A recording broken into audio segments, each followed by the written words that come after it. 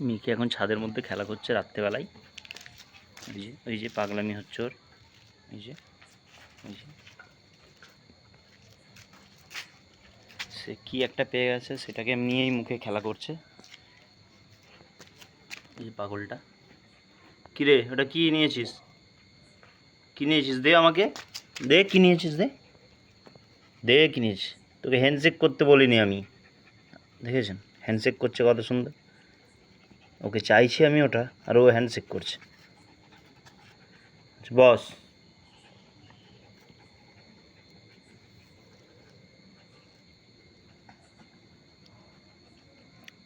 ওর খাওয়া দাওয়া হয়ে আছে, এই যে আবার মুখে তুলে নিল, দিয়ে আবার আবার দৌড়ালো।